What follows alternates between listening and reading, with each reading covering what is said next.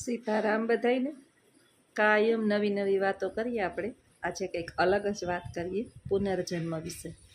ઘણા મને વર્ગખંડની અંદર પૂછતા હોય કે મેડમ પુનર્જન્મ શક્ય છે કે નહીં, સાચું છે કે ખોટું. તો 1946ની અંદર એક ઘટના, આપણો દેશ આઝાદ થયો એ પહેલાં એક ઘટના બની ગઈ હતી. અને એ ઘટનાની અંદર એવું માનવામાં આવ્યું હતું કે 2 વર્ષની બાળકી જે છે એ બોલતી નહોતી, કાંઈ ના બોલી. એનું નામ શાંતિ પાડવામાં આવ્યું હતું. અને આ શાંતિ જે છે એ કોઈ ગ્રામ્ય વિસ્તારની અંદર જન્મેલી, પરંતુ 6 વર્ષે એ બોલી. અને બોલી તો બધા એને શાંતિ શાંતિ કહેતા હતા. એટલે એણે કીધું કે મારું નામ શાંતિ નથી, મારું નામ તો ચોબાઈન છે. હું મથુરાની છું અને મારા પતિનું નામ કેદારનાથ છે. મારા પતિને કપડાની દુકાન છે. ઓપરેશનની અંદર મારું મૃત્યુ થયેલું, પરંતુ એમને એમનો પુનર્જન્મ યાદ હતો. ઘણા બધા દિવસો આમનામ બાળકી છે, ના સમજ છે, કદાચ માનસિક સ્તર ઉપર અસર હોય, આવું માની અને ઘરના જે છે આ વાતને અવગણતા રહ્યા. પરંતુ જ્યારે વારંવાર એકને એક વાતની પુકાર લગાવી રહી હતી, ત્યારે ઘરનાને વિચાર આવ્યો કે ચાલો એક વખત જે છે એ આને સાયકોલોજિસ્ટને બતાવીએ. સાયકોલોજિસ્ટને બતાવતા ખબર પડી કે એક વખત બાળકના હૃદયની વાત જાણી લેવી જોઈએ. શું ખબર, જાણવામાં શું વાત, જિંદગી આખી બાળકી જે છે આનો ભોગ બને એના કરતાં સત્યની સાબિતી કરવામાં કાંઈ વાંધો નહીં. મથુરાની અંદર તપાસ કરવામાં આવી અને ત્યાંના જે રહેણાંકો હતા ત્યાં પૂછવામાં આવ્યું કે કોઈ કેદારનાથ કરી અને કપડાની દુકાનનો માલિક છે ખરો? તો ખરેખર એ કેદારનાથ દુકાનવાળો હતો. ત્યાં એની કપડાની દુકાન હતી. એની પત્નીનું નામ ચોબાઈન હતું. કોઈ પણ ઓપરેશનમાં એની પત્નીનું મૃત્યુ થયું હતું. અને હાલ જે છે એ કેદારનાથની અવસ્થા ખૂબ મોટી થઈ ગઈ હતી, એકદમ વૃદ્ધ થઈ ગયો હતો.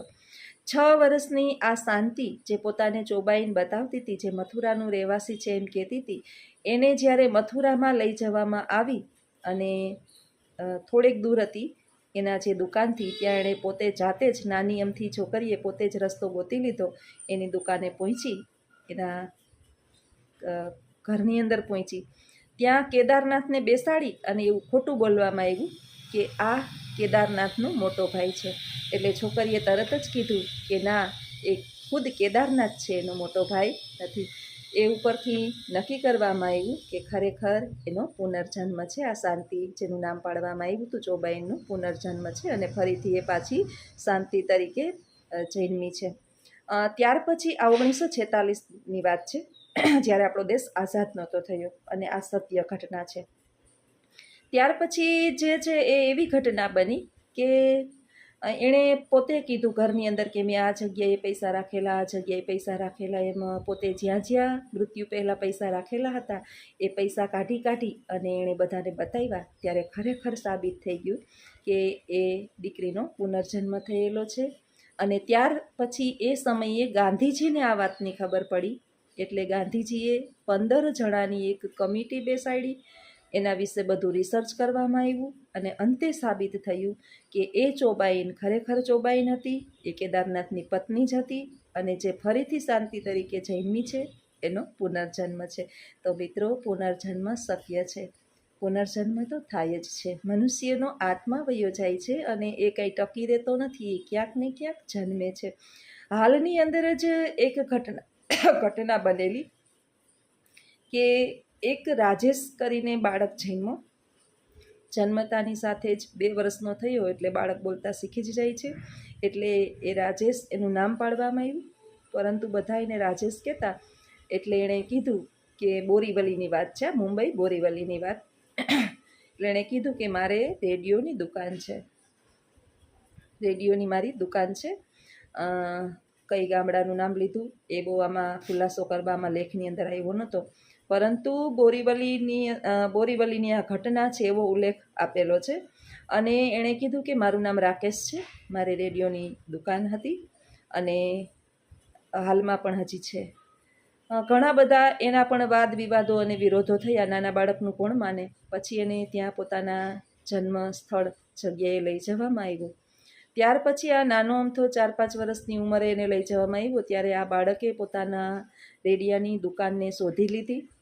હાલમાં એની રેડિયાની દુકાનનો માલિક હતો ને એ સમયમાં આપણે બધા જાણીએ છીએ કે આજથી લગભગ 1945-46ની અંદર રેડિયાનું ખૂબ જ મહત્ત્વ હતું અને રેડિયાઓની જ દુકાનો હતી. હાલ જેમ LCD ટીવી, ફ્રીજ, રેફ્રિજરેટરની દુકાનો છે એમ ત્યારે રેડિયાનું મહત્ત્વ હતું. તો બહુ રેડિયાની દુકાનો જોવા મળતી, એટલે રેડિયાની દુકાનનો મોટો માલિક હતો. પછી એને પોતે પોતાની દુકાને ગયો. ત્યાં એની પત્ની જે છે એ દુકાન ચલાવતી હતી. પત્નીને બધી વાત કરવામાં આવી. 2-4 વાતો એ બાળકે એવી પત્નીને કીધી કે પત્ની પણ માની ગઈ કે ના, આજ મારો પતિ છે અને એનો પુનર્જન્મ થયેલો છે. પછી એ નાના અમથા બાળકે પોતાના મૃત્યુનું રહસ્ય જણાવ્યું કે મારું મૃત્યુ જે છે એ નોર્મલ અથવા તો એમ જ નથી થયેલું. મારા જે ખાસ સાથીદારો હતા, મારા જે પાર્ટનરો હતા, એણે મારું ખૂન કરેલું છે. વિચાર કરો મિત્રો કે એક જન્મની અંદર થયેલું મૃત્યુ એ સમય વયો ગયો. પછી ફરીથી આ બાળક જન્મ્યો. પછી એની જ્યારે બોલવાની ક્ષમતા થઈ ત્યારે એના જે પાર્ટનરોનું એણે બધું નામ લીધું અને મૃત્યુ પછી કેસ બંધ થઈ ગયેલો એ કેસ ફરીથી ખોલવામાં આવ્યો અને ફરીથી આ બાળક જે છે એણે બધા એના પાર્ટનરોના નામ લીધા. એને સજા થઈ અને ખરેખર એને મારી નાખવામાં આવ્યો હતો. ત્યાર પછી એની પત્ની જે છે એ બોરીવલી એને મળવા આવી ત્યારે એ એક બીજી ગાડીની અંદર આવી. ત્યારે એણે એમ કીધું કે મારી જે જૂની ગાડી લિફ્ટ એવી કંઈક એની ગાડીનું નામ હતું, એકદમ ગુસ્સે થઈ ગયો, ભડકી ગયો એની પત્ની ઉપર કે મારી ગાડી તો એ છે, મારી ફેવરિટ ગાડી એ હતી, તું કેમ આ ગાડીમાં બેસીને આવી? ત્યારે એની પત્નીને થયું કે ખરેખર સાચે જ મારા પતિ મૃત્યુ પામ્યા છે, એનો આ પુનર્જન્મ છે અને એ ગાડી તો મેં વેચી નાખી છે, બહુ જૂની થઈ ગઈ હતી અને ચાલે એમ નહોતી, એના બદલે મેં આ ગાડી લીધી છે. તો મિત્રો, પુનર્જન્મ શક્ય છે, કારણ કે મનુષ્ય એના કર્મ પ્રમાણે ફરીથી કોઈ પણ યોનિની અંદર જન્મ લે. એ તો ભગવદ્ ગીતાની અંદર પણ કીધેલું છે. તમારા અને મારા પણ ઘણા બધા જન્મો થઈ ચૂક્યા હશે. સારું છે કે આપણને કાંઈ યાદ નથી. જો આપણને યાદ રહી જાય કે આ મારો જન્મ કયો છે અને આગલા જન્મની અંદર હું કોણ હતો એ ખબર પડે તો આપણે જીવી શકીએ નહીં. જ્યારે મહાભારત ચાલતું હતું ત્યારે મહાભારતના યુદ્ધની અંદર આપણે બધા જાણીએ છીએ કે કૌરવો અને પાંડવો જે છે ને એ સામસામે યુદ્ધ કરતા હતા. પરંતુ સામે પોતાના જ ભાઈઓને જોઈ અને અર્જુન છે એ હથિયારો નીચા નાખી અને બેસી ગયો કે મારે મારા ભાઈઓને કેમ મારવા. કૃષ્ણ ભગવાન એના સારથી હતા. હવે અચાનક જ અર્જુને યુદ્ધને વિરામ આપી દીધો કે મારે યુદ્ધ કરવું નથી. જો અર્જુન જ યુદ્ધ ન કરે તો કોઈ પણ ફળ આવે નહીં. એટલે એ સમયે ભગવદ્ ગીતા ભગવાન શ્રી કૃષ્ણએ રચી માત્ર ને માત્ર 27 મિનિટ સુધી ભગવાન શ્રી કૃષ્ણએ અર્જુનને જે કીધું, મહાભારતનો એક અંક છે, ભગવદ્ ગીતા એક ભાગ છે, અને 27 મિનિટ સુધી કૃષ્ણએ પોતાના મુખેથી જે કીધું કે તારા અને મારા અનેકો જન્મો થઈ ચૂક્યા છે અર્જુન, સાંભળ. આગલા જન્મમાં પણ તે આને મારેલા છે, એના આગલા જન્મમાં પણ તે આને મારેલા છે, એના આગલા જન્મમાં એ પણ ઘણા 7 જન્મો સુધી અર્જુનને બતાવ્યું કે તે હરેક જન્મની અંદર આનો વધ કરેલો છે. આ તારા ભાઈઓ સ્વરૂપની અંદર દુશ્મનો થઈને આવ્યા છે. તો આપણે મહાભારત અને આ ભગવદ્ ગીતા ઉપરથી પણ સમજી શકીએ કે આપણા પેટે જન્મેલા, આપણા સગા સંબંધીઓ, આપણા આડોશી પાડોશી અથવા તો કોઈ પણ વ્યક્તિ સાથે જ્યારે આપણને અણબનાવ થાય, દુશ્મનાવટ થાય અથવા તો વાદ વિવાદ થાય અને એકબીજાના મોઢું જોવા માટે તૈયાર ન થાય, ત્યારે સમજી લેવું કે સંબંધ 100% સાચો છે, પરંતુ આગલો જન્મ કદાચ આપણો દુશ્મન, શત્રુતાનો હોઈ શકે. તો જ આપણે વિરોધીઓ આ જન્મની અંદર બનીએ, એ આપણે ભગવદ્ ગીતા કહે છે. એટલે પુનર્જન્મ તો 100% શક્ય છે. મનુષ્ય 84 લાખ યોનિની અંદર અવતરે છે.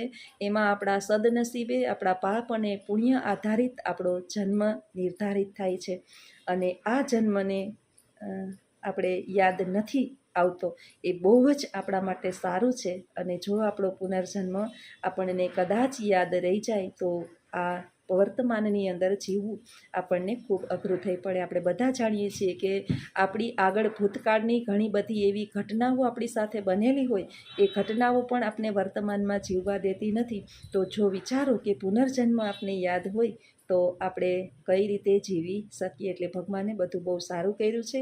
લાખો કરોડો માણસોમાંથી અમુક જ મનુષ્યો એવા હોય છે કે એને એના ભૂતકાળના સ્મૃતિચિહ્નો, આગળના સ્મૃતિચિહ્નો એ બધું યાદ હોય છે.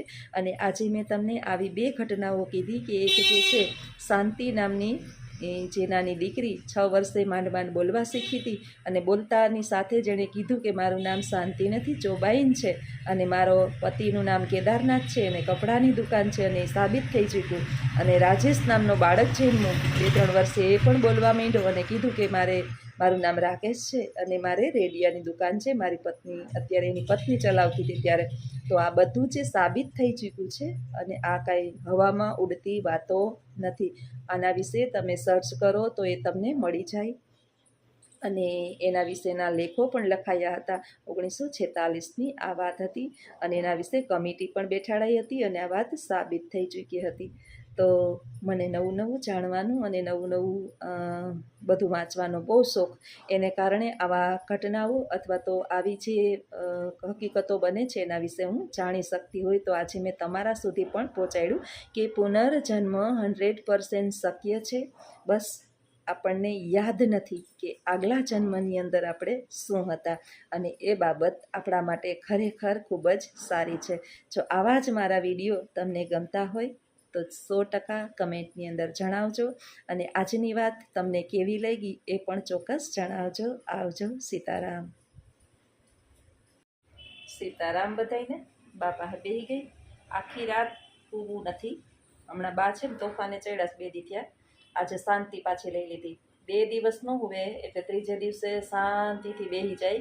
શાંતિથી બેસવાનું કારણ એ છે કે 2 દિવસ થાક્યા હોય ને એટલે પછી 3જે દિવસે હોયા ન હોય ઢાળિયું કાઢવાની.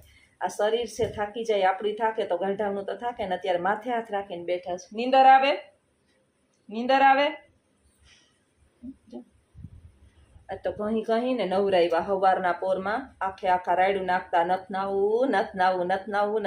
મારે મોડું કરાવ્યું, અને એને તો જાણે કેમ આપણે મારતા હોય એવું કરતા હતા.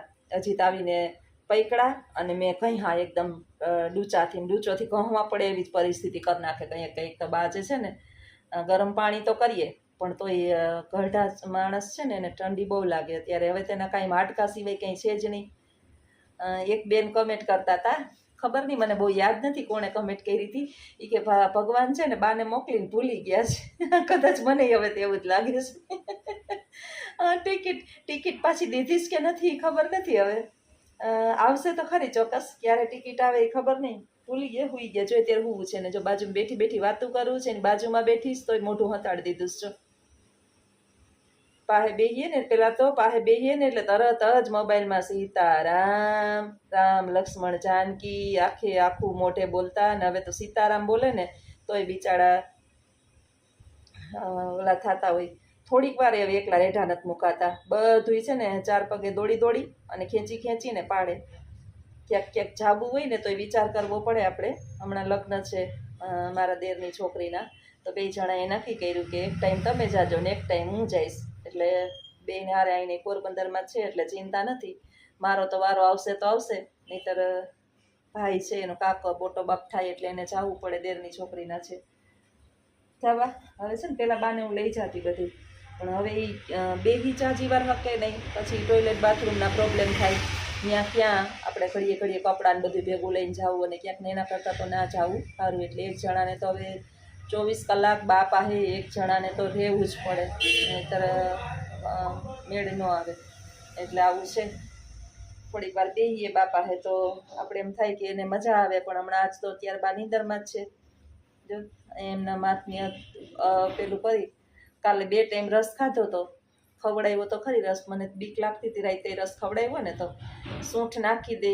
હવે મને ખબર નહોતી બેન સૂંઠ કોણે મને કમેન્ટ કરી હતી કે બાને રસ ખવડાવો ને. આ સુધાબેન મોરી કે સૂંઠ પેલું રસ ખવડાવો ને તો સૂંઠ નાખવી. એ સારું કર્યું, મને યાદ અપાવ્યું. હવે હું નાખી. સૂંઠનો તો ભૂકો છે ઘરની અંદર, આપણે ઘણી વખત અમુકમાં નાખતા હોઈએ.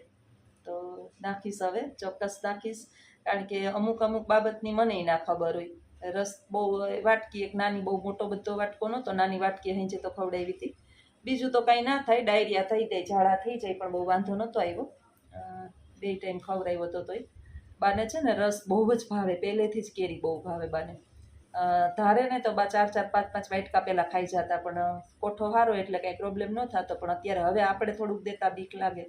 વૃદ્ધાવસ્થા બહુ ખરાબ છે અને કોઈને છોડતી એ પાછી નથી. અને આપણું આયુષ્ય આપણે ઉખેરીને પાછું જોયું નથી કે કેટલી ઉંમર છે આપણી. જેમ તમને આગલા વિડીયોની અંદર પુનર્જન્મની વાત કરી કે મનુષ્યનો કેટલી ઉંમર છે, ક્યાં હતા, હું હતું, ખબર નહીં. બા તો કહે છે કે હું આવીશ પાછી, ક્યારે કોની ઘરે આવશે કાંઈ નક્કી નહીં, પણ આવશે એ ખબર છે ચોક્કસ. બાનો પુનર્જન્મ થાય અને અમારા કુટુંબની અંદર જ થાય, પણ ક્યાં જન્મ લે એ કંઈ નક્કી નહીં. મને તો એમ જ કહેશ કે મારે તારા ખોડામાં પાછું રમવા આવું. જીવતા જીવતા તો અત્યારે તો રમે જ મારા ખોડામાં. હજી એની ઈચ્છા છે એટલે એ પૂર્ણ તો ભગવાન કરશે. તો હાલો મિત્રો, આવજો બધાય. સીતારામ. આજ બા મૂળમાં જ નથી. રામ રામ, સીતારામ. બધાને કેમ છો? બધા મજામાં જ હો તમે? તો આપણે લેડીઓ બસ કેમ છો? બધા મજામાં? તો આજે આપણે જવાનું છે લગ્નમાં. આમ બધા પહેરા ટ્રેડિશનલ ડ્રેસ, આ બે પહેરા ને ટી-શર્ટ પહેર્યું ને પાટલું ને સેન્ડલ હમ ને આની શર્ટ ને આને પાટલું ને આની બૂટ ને આ બે ગાહી પહેરા. હમ ને ઓલા ઘણા હસા હે. હે હમણાં કરાવે લાગે ને. સંજ્યા તારે ને કઈ નહીં. તો કઈ નહીં. બોલો પછી ક્યાં જવાનું છે તમારા લગ્નમાં? અમારા લગ્નમાં જવાનું છે હોટાણે. હા પછી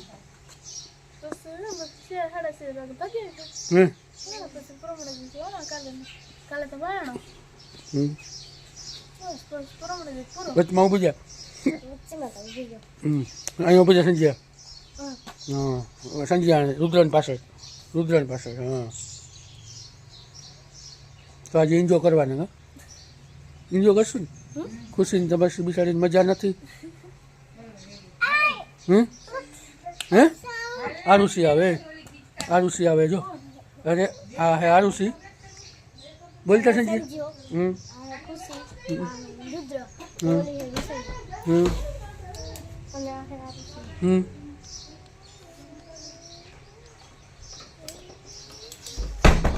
બસ